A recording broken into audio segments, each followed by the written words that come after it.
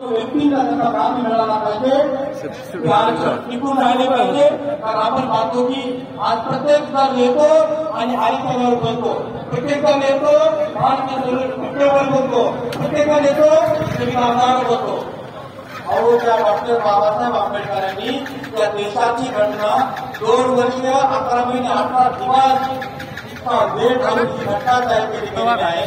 आणि त्या काळीची अक्कल नाही असे लोक घटना बदलण्याची भाषा करतात.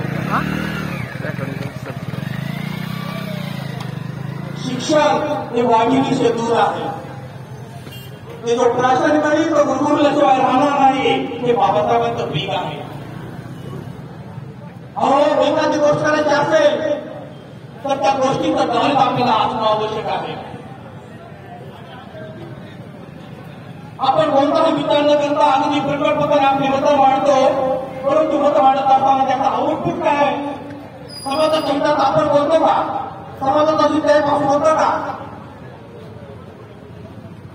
आज पक्षामध्ये काम करत असलेले अनेक कार्यकर्ते आहेत, पदाधिकारी आहेत. ते सदस्य जे बोलतात सदस्य आपल्या उत्तरे या ठिकाणी समोर टाकतात आणि विनाकारण ते निर्माण करतात. एखाद्या विषय बोलत असेल तर त्या विषयाचं नॉलेज, त्या विषयाचं ज्ञान आपल्याला असणं आवश्यक आहे, तर तो आपल्याला बोलण्याचा अधिकार आहे.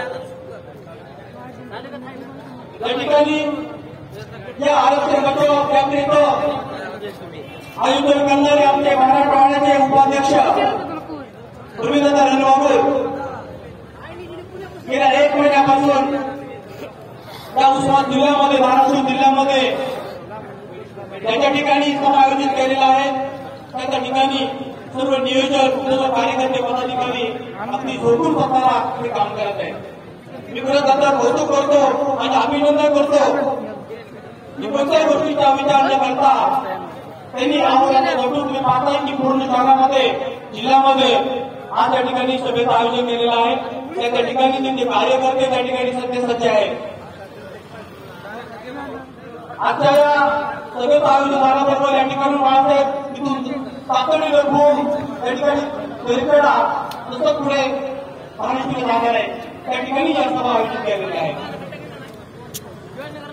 तात्पर्य असं आहे की या इकडच्या आरक्षित जागेसाठी जे धडपडत आहेत त्या लोकांनी खरंच या ठिकाणी कृतज्ञतेनं राहणं आवश्यक आहे. या ठिकाणी आरक्षणाचा जो मुद्दा आहे तो वारंवार बदलून तो देतो. आरक्षण का आपल्याला आवश्यक आहे? जे आरक्षण आपल्याला दिले गेलेले आहे ते बाधित होण्यापासून कोणी राखू शकत आहे. त्यासाठी आपल्याला काय करावं लागेल तर आरक्षण कसं टिकून राहिलं पाहिजे, त्याच्यामध्ये कोणी खाडाखोड करता कामा नये. कारण आपल्याला माहिती आहे त्यांची सत्ता असते, त्या सत्तेच्या आधारे काही ना काय बदल करण्याचा प्रयत्न करत असतात. पण आजपर्यंत आपण पाहतोय तो इतिहास आहे. त्यांची ज्यांची सत्ता येते त्या सत्तेच्या माध्यमातून काही ना काही बदल करण्याचा प्रयत्न करतात आणि समाजामध्ये ते निर्माण करतात. परिवर्तन ही काळाची गरज आहे, मान्य करतो. परंतु ते परिवर्तन जर समाजाच्या धोक्यात जर असेल ते परिवर्तन दुसरं कामात आहे. राजर्षी शाहू महाराजांनी या आरक्षणाच्या माध्यमातून डॉक्टर बाबासाहेब आंबेडकरांना शिक्षणासाठी खूप मदत केली होती. त्या काळामध्ये आरक्षणाला विरोध करणारे त्या काळामध्ये शाहू महाराजांना सुद्धा काही विरोधक होते आणि त्या काळामध्ये शाहू महाराजांनी आरक्षण किती महत्वाचं आहे ते पटवून दिलं होतं. आणि त्याचं उदाहरण तुम्हाला मी सांगतो. या ठिकाणी ते आरक्षण विरोध करणारे होते ते शाहू महाराजांकडे आले आणि शाहू महाराजांना म्हणाले की आता त्यांना आरक्षणाची गरज काय. तेव्हा शाहू महाराजांनी त्या आलेल्या विरोधकांना आपल्या घोड्याच्या तबेल्याकडे घेऊन गेले. घोड्याच्या तबेल्याकडे गेल्यानंतर त्या देवेंद्रमध्ये काम करणाऱ्या लोकांना शाहू महाराज म्हणाले हे सगळे घोडे सोडून द्या आणि पुढे तारा ठेवलेला आहे. तो तारा सर्वच घोड्याला खाऊ द्या. घोडे सोडल्यानंतर सर्व घोडे अगदी थांबत उठले आणि त्यांना ते आपले खायचं होतं. काय झालं माहितीये का?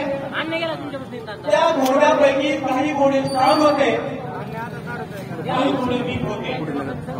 स्ट्रॉंग घोडे होते ते गावात पळत गेले आणि बाकीच्या घोड्याला त्यांनी पायानं मारून त्यांना पाठीमागे टाकलं आणि स्वतः जाऊन ते सगळं पडदे पाहून टाकलं आणि जाऊन स्वतःचे जागे दिसले आणि बिचारे बाकीचे घोडे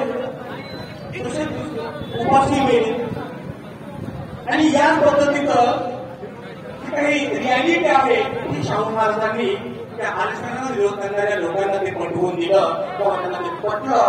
बरोबरच या गरीब घोड्यांना जशी गरज आहे तशी या देशाच्या या महाराष्ट्रातल्या गरीब जनतेला आरक्षणाची गरज आहे की नाही.